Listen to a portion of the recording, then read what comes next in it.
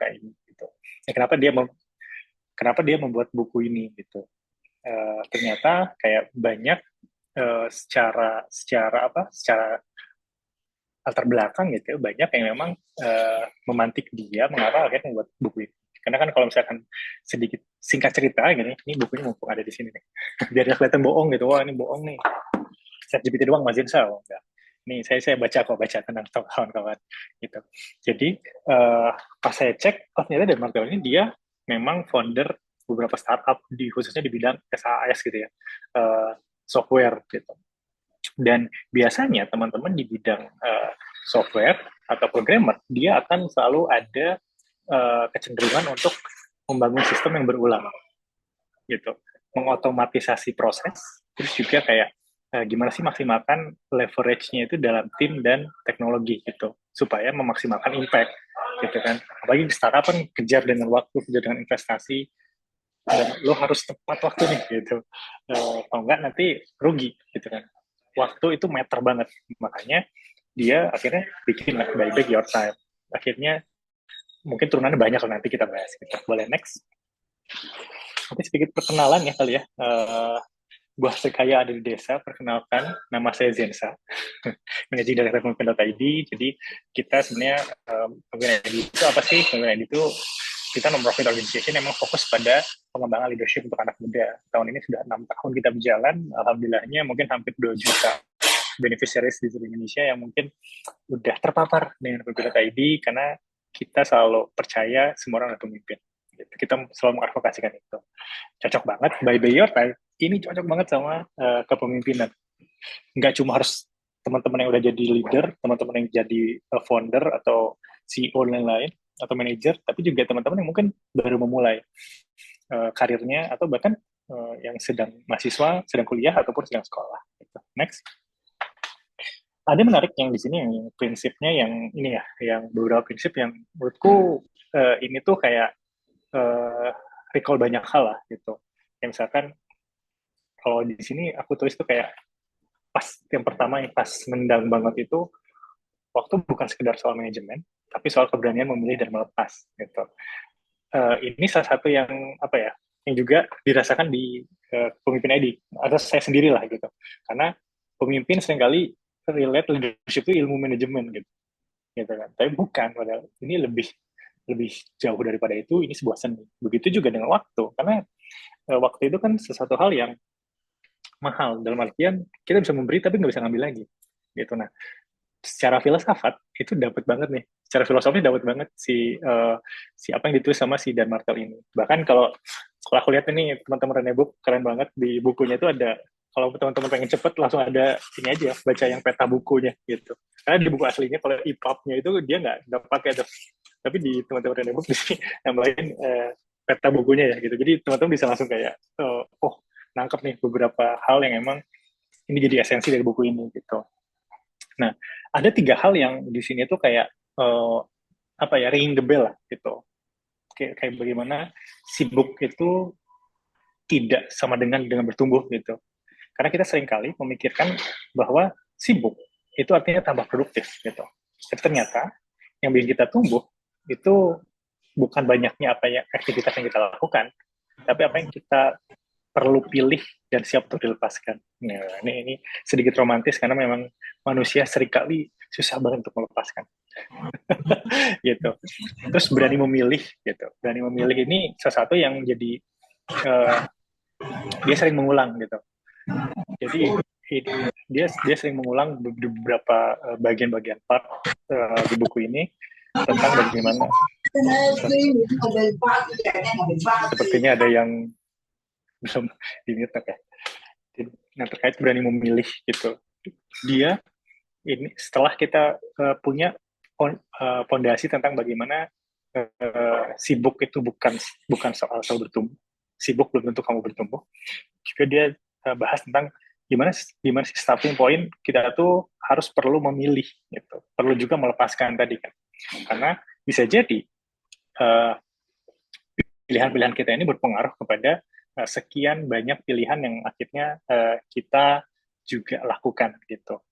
Termasuk juga melepas sesuatu Karena akhirnya dengan melepas sesuatu, kita memberikan ruang untuk hal yang lebih besar gitu.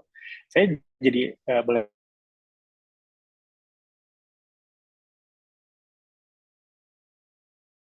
sebuah benda, yaitu meja. Gitu. Boleh next, teman-teman. Ini ini biar kebayang gitu. Analoginya meja. Ini saya biar mempraktikkan berimajinasi bagaimana sih buy back your time ini gitu ya. Ini seandainya ini teman-teman punya meja, meja kerja, meja belajar, berantakan semuanya. Di situ ada kayak komputer, kalkulator, terus juga ada remote AC, dokumen, stubuk dokumen, buku, terus juga gelas kopi. Itu semua ditumpuk sendiri kan. Dan kita sadar bahwa numpuk itu. Tapi kemudian kayak kita akhirnya sibuk beresin satu demi satu pas mau beresin ya, satu demi satu. Gelas taruh ke dapur lah, remote AC mau ditempel di tembok dan lain-lain. Tapi karena semuanya numpuk, kita nggak bisa lihat mana yang penting dan mana yang cuma sampah gitu. Gitu. Sampai akhirnya sadar kalau mejanya nggak dikosongin dulu, nggak akan pernah ada ruang buat kita kerja. Gitu. Nah, ditarik ke 3 poin tadi, sibuk sama dengan bertumbuh, sibuk tidak sama dengan bertumbuh gitu. Kita ngurusin semua yang ada di meja, tapi nggak sempat mikirin strategi besarnya apa. Ya udah aja beresin dulu buku, beresin. Tapi kita nggak mikir kan, kayak udah beresin aja dulu. Kalkulator taruh aja di laci. Tapi kita nggak mikirin, ini strateginya apa nih? Ini bakal dipakai lagi nggak pas kita kerja gitu. Nah ini jadi kayak analogi yang pas gitu ya, terkait tentang sibuk nggak sama dengan bertumbuh untuk analogi meja itu. Terus ketika kita beresin meja, kita berani memilih gitu. Kita mulai pilih, ini penting, ini bisa dipindah, ini harus dibuang. Gitu. Gelas harus di tempat kotor, terus juga sampah permen, sampah apapun, coklat dan something itu harus dibuang. Terus juga kertas yang nggak dipakai harus ditaruh lagi gitu. Ini satu titik poin kenapa kita harus berani memilih anak-anak itu. Terus juga yang melepas gitu. Karena kalau ini nggak bersih, kita nggak kerja. Ini sama dengan kayak kita menumpuk activity, kita kerja di banyak activity, tapi akhirnya kayak hal-hal bersifat strategik atau bahkan investment self development itu kita lupa gitu. Karena akhirnya kita perlu kosongin meja dulu dan mulai rancang yang benar-benar berarti. Ini filosofis yang akhirnya jadi kayak analogi yang tepat lah, analogi yang tepat dalam buy back your time dengan 3 poin tadi. Boleh next? Nah, di dalam bukunya itu ada yang sering diulang tentang buy back loop. Nah, ini mumpung sekarang lagi ramai banget sore. Dan kalau sore itu soal time loop gitu ya. Dan ini juga dia buyback loop loh sebenarnya kan gitu. Akhirnya banyak banyak apa dia kan musuhnya tuh waktu ya. Teman-teman di sini semoga udah nonton sore ya. Semoga udah nonton ya teman-teman gitu. Jadi dia kalau di sore itu kan istrinya selalu memutar waktu ketika dia gagal kan. Atau misalkan dia spill di masa depan kamu akan meninggal. Wah jadi spill spoiler ya. Tapi overall itulah segitu aja dulu spoilernya. Tapi dalam artian di sana ada time loop yang dia terus mengulang. Dia ketika melakukan kesalahan tetap aja terus berulang tuh gitu. Tapi di sini relate-nya adalah dia selalu selalu mengulang dengan detail gitu. Kalau di sini aku tulis audit waktunya gitu. Ini bisa jadi kalau di buku Buy Back Your Time, audit waktu itu kita perlu mencatat aktivitas selama beberapa hari gitu. Ini sama kayak tipe audit finance ya. Teman-teman harus menuliskan selama seminggu deh, tuliskan hari itu pengeluarannya apa aja gitu.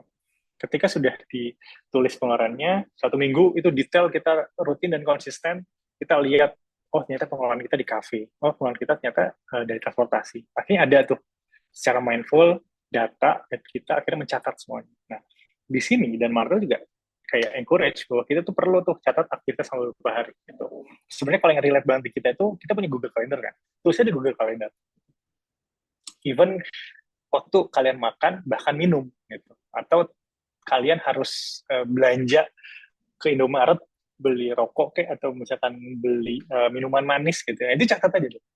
Nah, akhirnya ketika audit dia langsung kayak nyaranin coba kamu pakai DRIP matrix. DRIP itu delete, repetitive, inferior, procrastinate gitu. Mana yang ini hampir mirip kayak ini Eisenhower matrix ya gitu. Cuma bedanya di sini dia pakai bahasa yang menarik adalah yang tentang yang procrastinate. Gitu. Tunda dengan sadar. Ini saya tambahin sadar karena menunda seringkali kita nggak sadar. Itu penting banget. Makanya tunda dengan sadar gitu. Jadi di drip, jadi pas misalnya teman-teman udah punya Google Calendar, ini biar prakteknya saya deh, jangan teman-teman. Saya praktekin coba menulis kalender. Kayak kalau saya itu tipenya akhirnya ngulik Google Calendar dan dirubah warnanya gitu. Nanti itu bisa teman-teman. Mungkin teman-teman di sini ada yang nggak tahu ya. Jadi di warnanya itu dirubah, jadi tahu tuh merah misalkan yang untuk serius, biru untuk yang apa butuh mindful, butuh sendiri, mana yang istirahat itu kuning dan lain-lain itu tandain. Akhirnya uh, kita coba pakai drip metric itu bisa. Kayak misalkan mana yang di delete, mana yang repetitif gitu, mana yang akhirnya kayak ini perlunya didelegasikan deh, ini nggak usah aku yang mikirin gitu. Terus juga kayak misalkan mana yang harus ditunda, itu ini nggak matters dan juga uh, urgensi dan prioritas urgent importantnya kalau Eisenhower Matrix tuh ternyata ini lebih uh, lebih less lah gitu, kurang kurang urgent dan important gitu. Nah, ini si Dan Matel tuh bahas banyak banget tentang si drip matrix ini. Ini di peta buku aja udah ada tuh. Tapi pas dibaca lebih mindful, ini kayaknya kepake banget si drip matrix ini.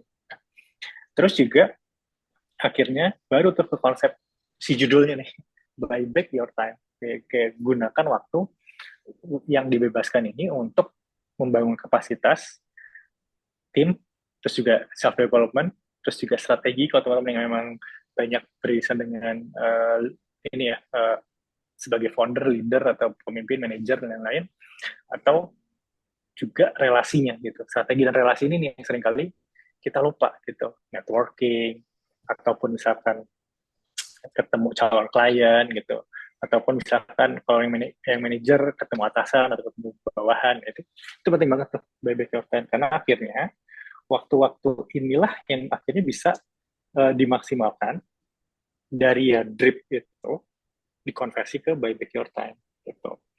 Buyback your time inilah yang akhirnya jadi kayak buyback loop gitu. Jadi apa yang kamu tanam hari ini itu akan tuai kemudian hari. Itu salah satu peribahasa yang tepat ya, peribahasa zaman dulu lah, zaman SD lah. Itu memang relevan juga sekarang. Gitu. Boleh next? Nah, dia juga ngomongin tentang buyback rate. Nah, ini keren banget sih menurutku kayak oh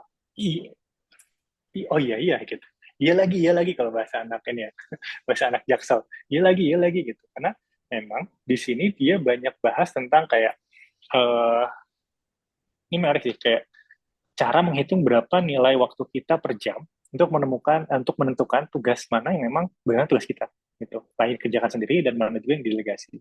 Dia bahas ini tuh menarik banget sih. Aku baca ya, di sini kayak langsung kayak tulis coret-coret karena memang dia pakai rumus kayak buyback rate itu sama dengan total penghasilan per bulan tambah total jam kerja per bulan gitu. Nah itu buyback rate kita gitu. Pas saya coba riset ternyata memang makanya tadi analogi meja jadi relate sama pemimpin karena 79% ini dari HBR ya, 79% pemimpin terlalu terkuras oleh operasional gitu. Kayak ngurusin ke bawah banget gitu. Boleh detail oriented gitu ya, tapi kemudian yang sampai strategik dan juga relasi tadi akhirnya tidak apa ya tergarap dengan benar gitu, dengan mindful. Terus juga kalau di Microsoft Activity itu dia bahas tentang rata-rata hanya 43% waktu digunakan untuk hal bernilai tinggi. Dia ngeriset dalam artian yang pemakai produk mereka, mana sih para leader-leader ini diukur gitu ya, dia menghabiskan waktu untuk hal-hal operasional, bikin deck, nulis dan lain-lain itu seberapa banyak. Akhirnya memang ya hampir setengah setengah jam kerja mereka itu malah menghabiskan di sana. Gitu. Padahal itu bisa didelegasikan. Nah, kayak gitu sih. Ini jadi kayak baseline, oh ini emang akhirnya kayak uh, relevan ya dengan buyback rate yang akan ditulis di buku ini. Kita boleh next. Kita coba ini ya. Ini gara-gara si Om Dan ini Om Dan ini ngasih ini ya, ngasih apa? Ngasih rumus ini akhirnya jadi kayak nulis coba-coba tulis aja. ini imajinasi seandainya gitu. Kita ini biar kebayang si rumus tadi by Beckwith. Seandainya kita punya penghasilan 8 juta per bulan. Dengan asumsikan kita 8 jam sehari, 5 hari seminggu kerja, akhirnya totalnya 160 jam per bulan. Artinya, setiap jam kamu kerja itu bernilai 50.000. Sejamnya 50.000 ya. Ini tolong jangan dibandingkan dengan Cristiano Ronaldo ya. Cristiano Ronaldo bisa bisa puluhan ratusan juta. Tapi ini aja dulu 8 juta lah. Kita ambil 8 juta lah. 8 juta. Sejamnya kita tuh 50.000.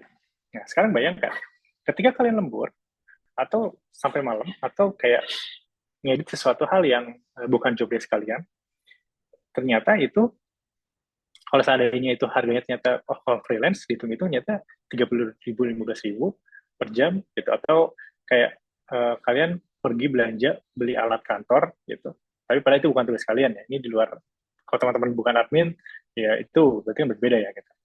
Tapi kayak ini dilakukan oleh seorang leader atau seorang yang mungkin bukan job desk-nya, itu akhirnya kayak uh, itu nggak apa ya, tidak tidak sama dengan apa yang nilainya sama dengan apa yang memang teman-teman dapatkan. Nah, karena dia bilang gini, kalau misalnya kamu nilainya 50.000 tapi mengerjakan sesuatu hal yang nilainya 25.000 atau 30.000 kalau di tekan ini ya gitu. Jadi kamu udah uh, merugikan kamu atau merugi sekian rupiah kan gitu. Kalau 30.000 berarti kan rugi 20.000, rugi 20.000, rugi 25.000 untuk hal-hal yang memang harusnya bisa didelegasikan. Nah, ini buyback rate yang emang konsepnya kayaknya relate banget sih sama kita buat leader-leader atau pemimpin yang memang seringkali lupa gitu. Untuk saya kayak sering kayak, oh iya juga ya, ngapain kita harus kayaknya delegasi ke tim. Gitu. Tapi yang paling penting adalah efeknya gitu. Ketika kita melakukan hal yang memang nggak nggak sesuai buybacknya gitu, berarti waktu kita habis, energi turun, fokus kabur gitu. Akhirnya nggak ada waktu lagi buat uh, buat untuk memikirkan hal-hal yang bersifatnya strategik. Gitu. Nah, ini yang sempat dibahas sama si Dan, Om Dan, gitu. Om Dan. Nah, oke, terserah. Nanti Mas Sakti yang jawab. Nah, manggilnya siapa? Gitu. Oke, next. Akhirnya dapat konsep bagaimana melepaskan itu adalah tubuh. Nah, gitu. Karena di sini dia ngomong kayak pentingnya delegasi itu di sana gitu. Kan seringkali oke lah ada konsep delegasi, kamu harus mendelegasikan pekerjaan kamu kepada tim kamu dan yang lain gitu. Tapi dengan buyback rate tadi ya, buyback rate, buyback load, akhirnya jadi make sense gitu. Akhirnya jadi kayak rasionalisasinya itu dapat gitu. Gimana ternyata ada hal besar yang dipertukarkan di sana gitu. Kita nggak akan pernah bisa tumbuh kalau semua hal masih kita pegang sendiri gitu. Karena akhirnya melepaskan itu jadi seni tersendiri. Akhirnya ini jadi inget malah istri saya juga ngasih tahu gitu. Kalau kamu nggak delegasiin sesuatu ke tim kamu, sama aja kamu nggak ngasih ruang tumbuh buat tim kamu. Tim kamu nggak akan belajar gitu. Kalau kita langsung kayak kalau bahasa Sunda ngerau gitu, ngeraup sorangan gitu itu bahasa Sunda, atau meraup sendiri pekerjaannya itu gitu. Kamu sebenarnya nggak ngasih ruang buat tim kamu belajar. Nah di sini juga terbahas gitu, karena akhirnya ketika kamu semakin punya tanggung jawab yang besar, maka semakin banyak kamu harus lepaskan gitu. Sama kayak oke, kamu bikin bikin bikin usaha lah, awalnya mungkin cuma satu orang, kamu harus misalkan kita inilah jualan minuman gitu, es teh Solo misalnya, es teh Solo biar kebayang, kita sendiri nih es teh Solo, kita awalnya kayak apa, melayani pembeli, bikin es tehnya dan lain-lain, usahanya berkembang, kamu bisa menggaji satu orang, akhirnya satu orang itu kamu hiring, terus juga akhirnya jadi ada dua orang kan di tempat tersebut. Tapi kemudian kalau kamu tetap ngerjain semuanya kayak bungkusinnya, bikin tehnya, apa, nutup gelasnya, orang ini nggak jadi nggak kerja dan dia jadi nggak tahu caranya bikin teh itu kayak gimana, bikin gelas cupnya, rapihinnya cupnya kayak gimana gitu. Akhirnya nggak ada ruang tumbuh di sana gitu. Kebayang kan kalau ketika ini udah melebar, kamu udah punya apa sih booth es teh Solo ini di 5 tempat, nggak mungkin kamu semuanya kerjain sendiri gitu. Harus pindah pagi sini, siang sini, sore ke sana. Tapi kan akhirnya kamu harus melepas tanggung jawab itu. Oh yaudah, karyawan kita bisa ngebuat tes solonya sendiri gitu. Yang penting kita udah bisa contohin, kita punya SOP-nya, bisa guideline-nya gitu. Karena akhirnya di sana ada bentuk trust yang tumbuh di sana. Karena melepas bukan kelemahan, tapi bentuk keberanian dan kepercayaan. Kita berani untuk percaya sama orang, kita memberikan ruang mereka untuk bertumbuh, karena akhirnya ya delegasi itu sama dengan membangun tim, bukan membuang beban gitu. Jangan sampai activity itu jadi beban gitu. Di si dan Marta sendiri dia nulis di sini kayak if you don't let go if you don't let go you become the bottleneck. Kamu bottleneck gitu. Dan you stop the growth of your business and yourself. Gitu. Dia bahas ini. Gitu. Akhirnya ya untuk melepas ya kamu harus perlu keberanian dan juga memberikan ruang gitu. Dan kita nggak akan pernah naik kelas kalau kita nggak percaya sama tim kita, dan tim kita pun nggak akan naik kelas gitu. Jadi delegasi itu bukan soal melimpahkan tugas, tapi soal bagaimana transfer kepercayaan. Dan kadang itu satu-satunya hal yang bikin kita nggak tumbuh gitu. Bahkan yang menahan kita adalah ego kita sendiri. Nah, next, kita cepat aja. Oke, nah ini mungkin jadi pertanyaan PR ya, pertanyaan pulang lah kalau PR kayak teman-teman masih sekolah gitu. Jadi mungkin kayak nge-challenge sama teman yang di sini sih. Apa satu hal kecil, apa satu hal kecil yang teman-teman perlu lepaskan minggu ini supaya bisa fokus menumbuhkan hal besar. Mana yang bisa delegasikan? Semoga teman-teman di sini ada yang nulis, boleh chat di komen juga.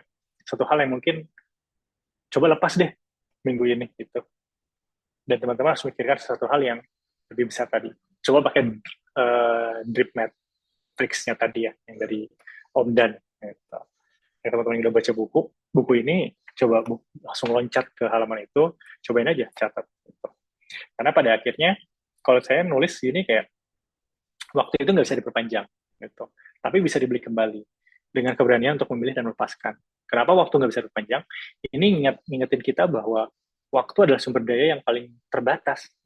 Banyak, tapi terbatas. Gitu. Karena akhirnya nggak peduli seberapa pintar kita, seberapa sukses kita semua cuma punya 24 jam sehari. Semua sama. Gitu. Jadi orang merugi kan. Orang rugi kalau misalkan kita nggak memaksimalkan waktu itu. Gitu. Termasuk melepaskan waktu tersebut. Gitu. Jadi tantangannya bukan menambah waktu, tapi bagaimana mengelola ulang cara kita menggunakan waktu. Gitu. Jangan sampai kayak Jonathan dan Sore di film Sore. Gitu. Oke, nah saya bilang tapi bisa dibeli kembali. Ini ide utama dari buyback your time ya. Kita bisa membeli kembali waktu yang dulu kita habiskan di hal-hal kecil dengan menghapus, mengotomatisasi atau mendelegasikan drip matrix tadi. Gitu. Terus dengan keberanian itu, jadi kadang kita harus perlu tahu dan perlu berani untuk menentukan mana yang penting gitu. Tapi kan kita sulit memilih karena semua terasa urgent, semua terasa harus dikerjakan sendiri gitu. Tapi pertumbuhan sebenarnya dimulai dari keberanian untuk memilih mana yang harus kita pegang, mana yang harus cukup saya percayakan, gitu, dan mana yang harus dilepaskan. Makanya melepaskan itu nggak selalu mudah. Seringkali justru disitulah letak ujian leadership sebenarnya. Gitu. Tapi tanpa melepas, nggak ada ruang bertumbuh. Gitu. Kita cuma akan terus sibuk, tapi tetap di tempat yang sama.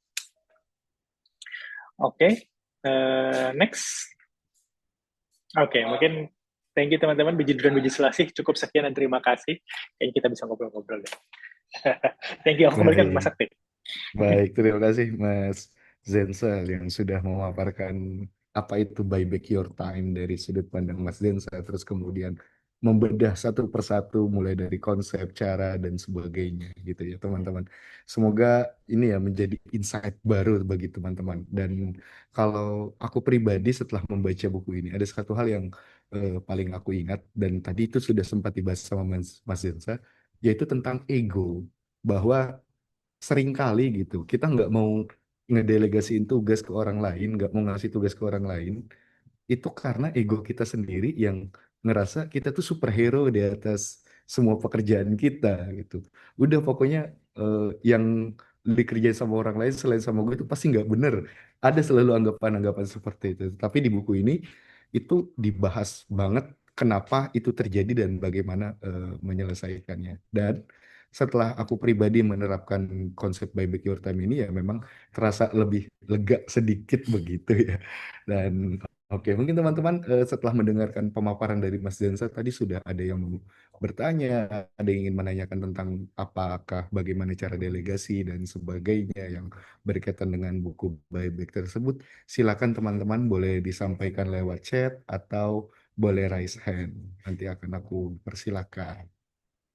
Ayo teman-teman, mungkin kalau misalnya belum ada pertanyaan, mungkin pertanyaan dariku dulu gitu ya. Mas Zensa, aku mau nanya nih, sebagai seorang pemimpin gitu, eh, part mana sih kalau misalnya selain ego tadi ya, part mana sih yang paling sulit untuk mendelegasikan tugas kalau bagi Mas Zensa sendiri? Sebenarnya, thank you Mas Sakti, pertanyaan menarik. Part mana selain ego yang sulit, part mana selain ego ya gitu yang sulit dalam mendelegasikan sesuatu as leaders gitu. Pertama, sebenarnya kayak hmm, ketakutan akan kehilangan kendali gitu dan kualitas. Itu seringkali kayak mungkin mirip ego tapi ini lebih ke ini ya, kayak teknis quality kan, quality control. Seringkali kalau bukan saya ngerjain takutnya nggak sesuai standar. Nah, itu seringkali kan terjadi oleh leader gitu. Sedikit mepet ke ego tapi ini lebih kepada kayak trust terhadap tim gitu. Ini sering menyamar jadi kayak high quality, standar tinggi padahal akarnya adalah trust issue gitu. Terus yang kedua, nggak enakan, orang Indonesia banget ya, rasa bersalah untuk nyuruh orang lain. Itu tuh ini terus kayak kayak terlihat wah itu si bos, si leader, si manajer, bapak A bapak B itu tukang nyuruh gitu, padahal ya pada masa sih hal kayak gini harus saya suruh orang. Nah itu kan jadinya kalau egonya ke sana, tapi kalau di sini kayak aduh nggak enak nyuruh dia, bisa nggak ya kalau jadinya boleh kita di interaksi itu. Padahal founder atau pemimpin, atau pemimpin lah jangan founder banget, pemimpin itu yang people pleaser kadang memang nggak enakan gitu. Padahal delegasi adalah bagian dari tanggung jawab pemimpinan. Terus yang terakhir mungkin dua hal terakhir lah ya. Belum tahu apa yang harus delegasikan, urgent important apa, atau yang nggak di bagus kalau misalnya teman-teman di ruangannya ataupun di kamarnya gitu punya drip matrix, tulis aja tuh, dibikin mana yang harus delegate, mana yang juga perlu di delete gitu. Karena seringkali yang suara aku kedengeran ya. Ya, masih kedengeran. Ini airportnya mati. Jadi seringkali kita nggak tahu apa yang harus didelegasikan gitu. Makanya si buku ini juga ngajarin kita untuk audit waktu kan. Coba audit deh biar tahu. Makanya ketika kita mencatat dan menulis ulang apa yang kita lakukan, jadi tahu tuh mana prioritas mana delegasikan. Nah yang terakhir, mungkin kita nggak punya sistem yang siap menerima delegasi. Gitu. Belum, kalau struktural berarti belum ada SOP-nya gitu ya, belum ada tim yang terlatih. Terus juga eh, kalau misalnya di buku ini tuh malah si Dan Martel bilang justru sistem itu bisa dibangun sambil mendelegasikan gitu. Makanya uh, sistem itu sebenarnya akhirnya teruji kalau memang ketika itu sudah dilaksanakan. Mulai aja dulu. Itu sering kali kita lupa. Udah aja berkutat dalam SOP dan lain-lain. Tapi belum dipraktekkan, belum ada iterasi. Nah, itu sering lupa. Itu sih Mas Sakti kalau dari aku ya. Baik, tiga hal itu ya. Ego, belum tahu apa yang didelegasikan, dan sistemnya belum siap. Terima kasih Mas Densa atas jawabannya. Selanjutnya ada pertanyaan nih Mas dari Awanda Asadita. Sebenarnya akan lebih baik kalau kita tegas atas atas job desk kita sendiri atau ya udah nggak apa-apa loyal aja nerima semua job desk dari luar gitu. Ya, jadi itu gimana tuh? Sebenarnya akan lebih baik tegas job desk kita atau yaudah nggak perlu lagi memutuskan. Ini berarti sudut pandangnya adalah kita yang menerima berarti ya? Kita yang disuruh atau gimana tuh? Hmm, Iya, kemungkinan sudut pandangnya kita yang menerima gitu. Oke, oke. sebenarnya kalau sudut pandang ini menerima, uh, aku sih malah prefer ketika kita dapat tugas di luar job desk, tapi masih terukur ya, bukan berarti dieksploitasi. Itu malah ada peluang kamu belajar dan juga raise the trust tadi sih. Gitu. Bisa jadi leader kita emang lagi challenge kita, coba si A dikasih tugas ini tuh dia bisa ngerjain apa enggak gitu. Ruang di luar job desk dia itu dia bisa ngerjain apa enggak. Seringkali kita terlimitasi karena wah enggak kita kerjanya kan cuma segini gitu. Tapi akhirnya kayak melimitasi kita nggak tumbuh tuh. Gitu. Aku sih malah encourage kayak nggak apa-apa, loyal aja, terima pekerjaan tapi terukur dan bisa juga ketika ini udah over, ya bilang aja say no gitu. Seringkali kan kita kan nggak say no tapi dikerjain, tapi akhirnya kayak burn out, terus akhirnya uh, blaming gitu. Akhirnya jadi kayak uh, apa laporan ke HRD bacot gitu ya. Mencak-mencak di Twitter dan lain gitu. Padahal kan semua bisa dikomunikasikan gitu. Tapi uh, yang penting kita tahu terukur burnout mana energi kita, burnout uh, burnout itu di titik mana dan batas energi mengelola waktunya di mana gitu. Terus juga arah perannya seperti apa gitu. Asalkan juga si job desk ini atau activity tambahan ini tidak menimbulkan disfungsi organisasi gitu. Karena semuanya tumpang tindih kan gitu. Jadi Baik, itu baik, mas sedikit loyal boleh tapi tetap sadar batas, adaptif boleh tapi tetap tahu kapasitas. baik. Tetap tahu kapasitas ya teman-teman intinya. Baik, pertanyaan berikutnya nih Mas. Wah, ramai sekali nih yang nanya nih. Izin tanya kalau buyback your time itu apakah ada kaitannya dengan karyawan gitu Mas? Mungkin ini kali ya, bisa digunakan oleh karyawan juga atau apa gitu. Oke, ini malah menurutku relate juga gitu. Karena seringkali gini, yang sering kita lupa adalah kita selalu mengasumsikan diri atau asumsi terhadap orang lain. Gitu. Nah, seandainya belajar dari buku ini, kalau memang ini misalkan dikhususkan untuk para founder, para leader, para manager gitu.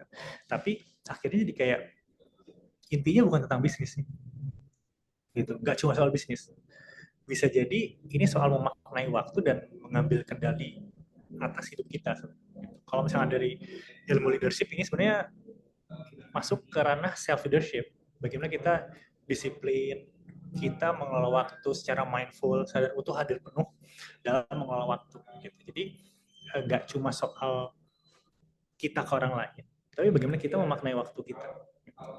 Jangan sampai tadi kan sebagai karyawan nih, kita fokus ke activity terus. Atau sebagai ASN, seringkali kan ASN, kita fokusnya ke dokumen terus gitu. Tapi sifat-sifat yang investasikan ke self development ataupun misalnya berkarya dalam strategi itu sering lupa.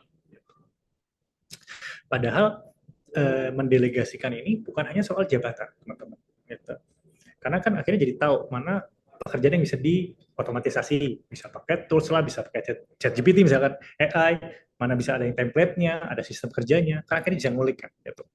Mana yang bisa dikerjakan lebih cerdas, bukan lebih keras. Nah ini salah satu yang sebenarnya esensi dari buku By Back Your Time ini sih. Gitu. Jadi uh, misalkan seseorang di kantor terbiasa manual absensi gitu. Padahal kan bisa bikin Google Form atau spreadsheet. Nah, itu salah satu praktik dari Buy Back Your Time gitu. Dia membeli waktu untuk fokus pada bikin dashboard atau otomatisasi laporan gitu. Jadi sebenarnya yang sering terjadi di karyawan tanpa sadar banyak karyawan itu atau kita sebagai yang bekerja itu jadi superhero di kantor, ngerjain semuanya sendiri, karena takut dianggap nggak kompeten sama bos, nah, gitu. Nggak pernah bilang enggak gitu karena ingin terlihat loyal, ini nyambung kayak tadi ya gitu, sampai akhirnya burnout dan kehilangan arah gitu. Nah, by back your time ini ngajarin banget gitu, kayak bantu boleh tapi sadar kapasitas, sibuk boleh tapi jangan sampai kehilangan tujuan. Itu by back your time esensinya sih. Jadi masih relate banget sih sebenarnya untuk semua orang itu sebenarnya relate buku ini gitu. Itu sih Mas Akti. Baik, baik. Jawaban Mas Densa tadi sudah menjawab beberapa pertanyaan yang lainnya ya. Jadi aku sortir lagi ke pertanyaan berikutnya. Eh, ini ada satu pertanyaan menarik. Mungkin kita akan dua pertanyaan lagi ya Mas ya, untuk efisiensi waktu. Yang pertanyaan berikutnya adalah, apa yang bisa kita lakukan kalau misalnya kita mau delegasiin, tapi ternyata ya ada orang yang bisa dipercaya untuk melakukan tugas itu. Nggak ada orang yang bisa dipercaya untuk melakukan tugas itu. Nah, ini malah dalam konteks budaya kerja itu ada yang itu ya, ada yang tambahan tuh, melakukan kesibukan bagaimana strategi komunikasi bahwa kita ingin membeli kembali tanpa dianggap malas. Nah, ini mungkin aku coba nih ya, bedah dulu dalam artian kayak bisa jadi timnya nggak capable, kan itu satu satu konteks yang berbeda. Dua adalah culture kita yang melakukan kesibukan gitu. Nah, kita bahas dulu yang pertama. Nah, yang pertama ini, ketika kita mendikotomikan tim ini bisa dipercaya atau enggak, tim ini bisa capable atau enggak, ini perlu dulu assessment yang dalam dulu ya, gitu. Maksudnya uh, uh, kita perlu mengukur kapabilitas tim kita juga gitu. Karena jangan sampai itu cuma kira asumsi doang atau sesuatu yang subjektif dari kita gitu. Nah, makanya dalam konteks ini, saya sih encourage dulu uh, akhirnya perlu meningkatkan kapasitas tim gitu. Nah, meningkatkan kapasitas tim itu ya dengan cara delegasikan gitu. Jadi tahu kan kalau kalau kan ibaratnya kalau kita belum delegasikan tapi akhirnya kayak cuma berkutat dalam ini belum dipercaya, ini timnya nggak ada gitu. Belum ada tim gitu. Karena akhirnya kan kayak nggak belum pernah diiterasikan gitu, belum pernah dites nih sebenarnya tim kita bisa atau enggak. Tapi kayaknya kalau saya baca lagi berarti eh, misalkan kalau misalkan ini beda ya beda pertanyaan karena tidak ada yang bisa dipercaya atau belum ada tim. Kalau nggak ada yang belum, kalau tadi jawaban tadi itu nggak ada yang bisa dipercaya, kita harus percaya dulu gitu, cobain aja dulu. Kalau gagal ya udah kan berarti nggak bisa gitu. Kalau bisa works berarti kan delegasi kita. Tapi kalau misalkan nggak ada tim, ya otomatis nggak ada delegasikan. Bisa jadi ya kita fokus pada yang sistem tadi. Ya udah kita cari toolsnya, kita cari pengukurannya. Buyback your time pakai drip matrix akhirnya tidak relevan. Nah terus kalau yang bawah dalam konteks kerja di Indonesia yang seringkali mengganggu kesibukan, bagaimana strategi mengkomunikasikan bahwa kita ingin membeli kembali waktu tanpa dianggap malas. Kuncinya adalah bukan apa yang kita lepaskan, tapi apa yang bisa kita pilih untuk fokuskan. Gitu. Alih-alih kayak kalau ini komunikasi kan nanti konteksnya komunikasi membeli kembali waktu, saya nggak mau ngerjain ini lagi, tapi lebih baik bilang kayak saya ingin lebih fokus ke hal yang bisa berdampak lebih besar. Makanya ada konsep Pareto dan lain-lain lah kalau di konsep lain. Tapi kalau di Buyback Your Time ini ya konsep drip itu gitu. Si drip itu penting banget gitu. Jadi kalau misalkan gayanya adalah strategi komunikasinya, ya berarti kan lebih kepada cara mengemas si komunikasinya. Itu tadi gitu. Menolak tapi bukan menghindar dari kerja gitu. Tawarin solusi bukan sekedar mengeluh. Akhirnya di kayak perlu kreativitas di sana gitu dalam mengkomunikasikannya ya bahwa ini bukan malas tapi lebih kepada Pak daripada ngerjain ini kita bisa pakai tools ini loh. Nah solusi-solusi ini nih yang emang harus pintar-pintarnya kita mengkomunikasikan gitu. Pintar-pintarnya kita dalam menjembatani hal tersebut. Karena kalau konteks budaya kerja di Indonesia rasanya tidak semuanya seperti itu sih gitu. Selama ada datanya itu bisa dipertanggungjawabkan. Gitu sih dari aku Mas Afif. Oh dari Kendrick ya? Baik, baik, terima kasih. Mm-mm. Baik, terima kasih Mas Densa. Mungkin satu pertanyaan 1 menit aja dijawabnya cukup Mas Densa. Ini pertanyaan terakhir.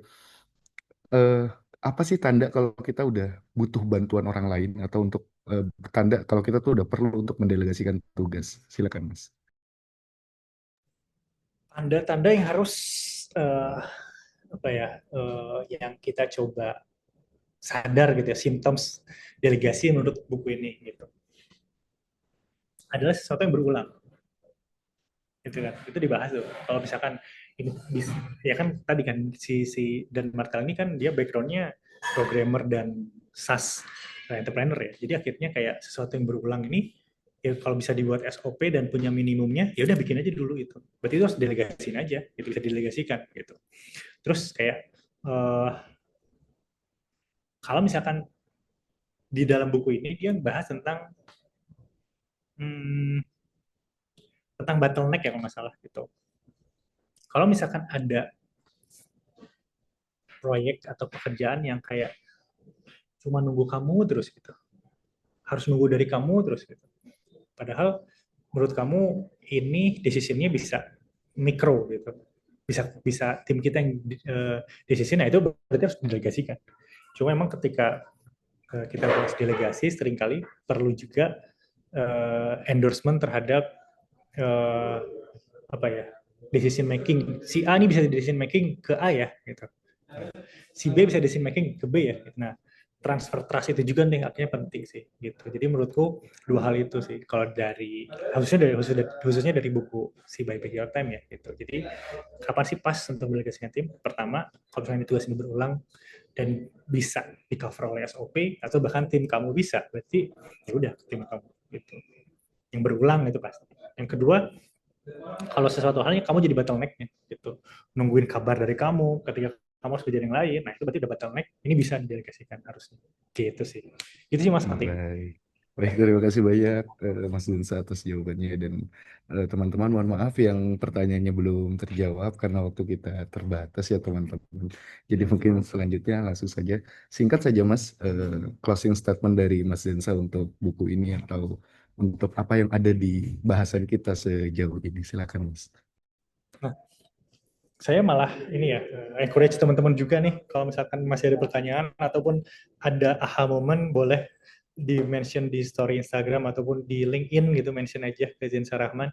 Tapi kalau misalkan closing dari aku, karena ini tentang waktu, kita ngomongin tentang waktu.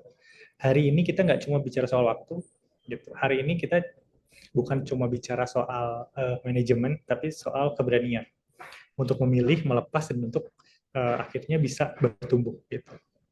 Karena mungkin yang paling mahal itu bukan pekerjaan yang belum selesai, tapi waktu kita yang nggak prioritas dan akhirnya habis secara percuma. Nah, di buku ini banyak banget insight-insight dan ilmu tentang bagaimana kita perlu sadar terhadap arah waktu kita, sadar untuk menggunakan waktu kita. Jadi, seperti yang aku bilang tadi, waktu nggak bisa diperpanjang, tapi bisa dipilih. Gitu. Dan kadang kita harus memilih itu dengan sadar.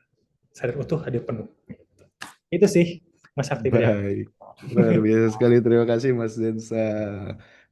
Baik teman-teman, selanjutnya kita akan foto bersama ya untuk dokumentasi. Jadi teman-teman silakan yang bisa menyalakan kamera, mengaktifkan kamera, silakan diaktifkan untuk kita foto bersama.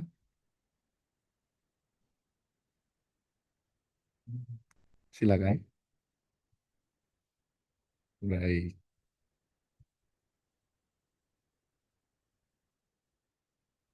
baik. Oke, aba-aba dari aku ya. Baik, satu, dua, tiga. Sekali lagi, satu, dua, tiga. Sekali lagi, satu, dua, tiga. Baik, baik, terima kasih banyak teman-teman yang sudah menghadiri sesi bedah buku kali ini dan terutama juga terima kasih buat Mas Zensa yang sudah meluangkan waktunya untuk berbicara pada bedah buku hari ini. Luar biasa sekali. Semoga semua aktivitas serta kegiatannya lancar selalu, diberikan kesehatan dan sampai jumpa lagi ya Mas di kesempatan-kesempatan berikutnya.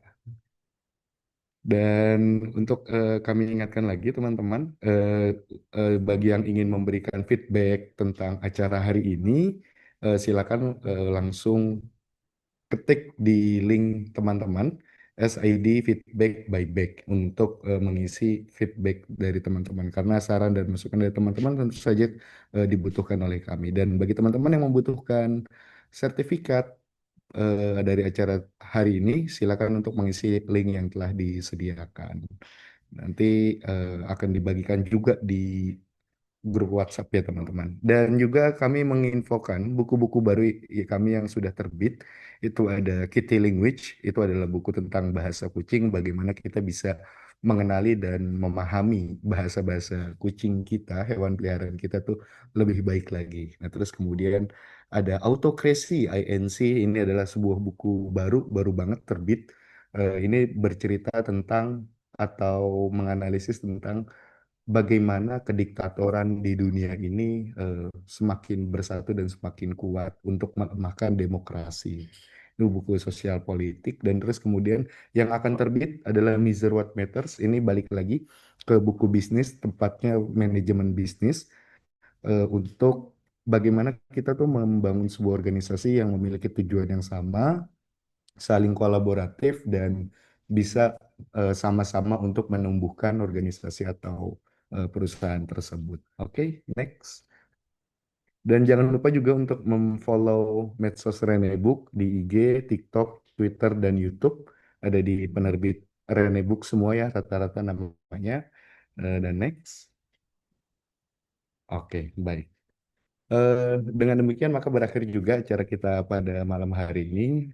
Terima kasih kembali kepada teman-teman yang sudah hadir pada malam hari ini. Semoga kalian selalu sehat dan bahagia serta lancar selalu semua aktivitas serta apapun itu.